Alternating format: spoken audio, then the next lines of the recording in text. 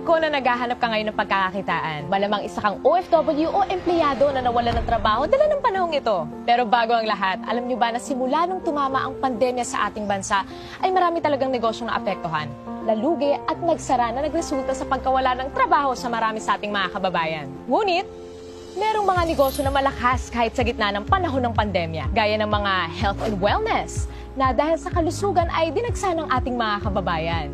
At pagkain din na bumubusog sa ating katawan. At sa gitna ng limitasyon sa paglabas ay nandyan ang iba't ibang delivery service na naghahatid sa atin ng mga online orders. Sila yung mga halimbawa ng mga negosyong lumakas sa gitna ng pandemya, pero alam nyo ba na ang delivery service lang ang nangingibabaw sa lahat ng to? Sa kahit anong sitwasyon, palaging in demand talaga ang negosyong ito. Mapapagkain, gadgets, rubber shoes, damit o mahalagang bagay o dokumento o kahit ano pa yan. O gusto mong matanggap o maipadala ka agad, sa anumang oras o panahon, talagang delivery service ang kailangan. Sa bawat pag-ikot ng mga motor ng delivery service na makikita mo sa iba't ibang lugar ay katumbas din ang pag-ikot ng ekonomiya sa ating bansa. Ang delivery service ang isa sa mga buhay ng ekonomiya. Mula noon hanggang ngayon, pagkakataong kumita dito ay palaki ng palaki dahil sa demand sa serbisyong hatid nito. Alam nyo ba na ang operator ng delivery service ay kumikita ng 20% sa bawat delivery ng driver nito? For example, meron kang sariling delivery service na negosyo. Kung nag-average ang rider mo ng 500 pesos per delivery transaction, aba, may 20% nakita mo doon ay 100 pesos. At kung nakaka-10 delivery ang rider mo sa isang araw, meron kang kita ng 1,000 pesos bilang operator.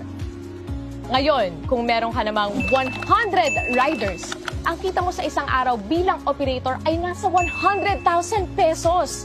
Ganon kalaki ang kita bilang isang operator.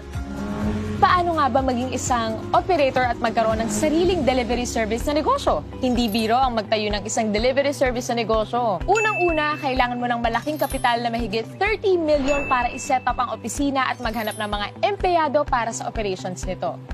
Pangalawa, kailangan mo ng isang IT company na gagawa ng software at operating systems nito na nagkakahalaga ng mahigit 50 million para iset up at i-maintain taon-taon. Pangatlo, kailangan mo kumuha ng iba't ibang permit para sa pag-operate ng negosyong ito. At pang-apat, kailangan mo pang mag-set up ng iba't ibang opisina para sa mga iba't ibang lugar na mag-ooperate at kumuha ng mga permits para dito. Mukhang mahirap maging operator ng isang delivery service na negosyo dahil sa dami ng kailangan, lalo na sa kapital. Pero ngayon, posible na. Worry no more dahil nandito na ang isang delivery service company na pwede kang maging online franchise operator. TokTok, ang pinakabagong delivery service at ang kauna-unahang online franchise operator delivery service company ay kakatok na sa mga pintuan nyo. Bilang isang TokTok online franchise operator, magkakaroon ka ng mga benefits na may enjoy mo. Pwede kang tumanggap ng mga rider applicants under you with up to 100 riders per operator. Magkakaroon ka ng TokTok delivery service link to monitor your riders and transactions na kahit cellphone lang, pwede na! Kumita ng 7% sa lahat ng delivery transactions ng mga riders mo. At pwede ka rin magkaroon ng pagkakataong kumita ng hanggang 30 to 60,000 pesos. Kada buwan yan, take note, at nasa bahay ka lang. At pwede ka na rin maging online franchise operator anywhere in the Philippines na hindi mo na kinakailangan mag-set up ng kanya-kanyang opisina sa iba't ibang lugar. Nasa bahay ka lang, pwede na. Magkano naman ang kapital na kailangan para maging isang TokTok online franchise operator? Unlike sa mga traditional delivery service, dito sa TokTok, ang pangarap mong maging isang delivery service operator ay posible na. Hindi mo kailangan maghanap ng malaking opisina. Hindi mo kailangan maghanap ng mga empleyado.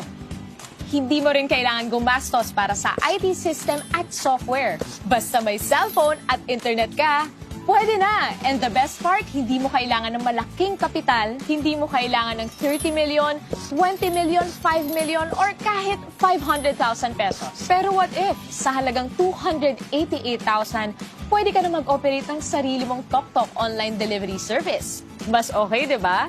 Huwag ka muna mag-celebrate dahil naintindihan ni TokTok ang pinagdadaanan ng karamihan sa ating mga kababayan sa panahong ito. Kaya from 288,000, ginawa na lang nilang 58,888 ang kapital para maging isang TokTok online franchise operator. Kaya operate na agad! Dalawa ang paraan para kumita dito bilang TokTok online franchise operator. Una, magkaroon ka ng personal delivery link na pwede mong i-post at i-share. At kapag meron kang kaibigan na nag-book gamit ang iyong personal delivery link, ay 3% ang pwede mong kitain. For example, meron kang average na 150 bookings sa isang araw at nag-average ka ng 150 pesos kada isang booking. Pwede kang kumita ng as much as 20,000 pesos per month nang nasa bahay ka lang sa tuwing may gagamit ng iyong personal delivery link. At ikalawa, pwede kang kumita ng 7% bilang isang TokTok online franchise operator mula sa delivery ng iyong mga rider. Pero hindi pa tayo nagtatapos dyan. Kapag decided ka na nasubukan ang negosyong ito, nandito ang TokTok para makatulong sa inyong lahat. For a limited time only, pwede ka nang maging isang TokTok online franchise operator for a special and limited promo price na 16,888! All in na yan! Wow na wow talaga! Tandaan, promo lang to at kung gusto mong simulan ang negosyong ito para sa mga iba na nakaka-excite na impormasyon, kontakin mo lang ang taong nagpakilala sa'yo ng negosyong ito.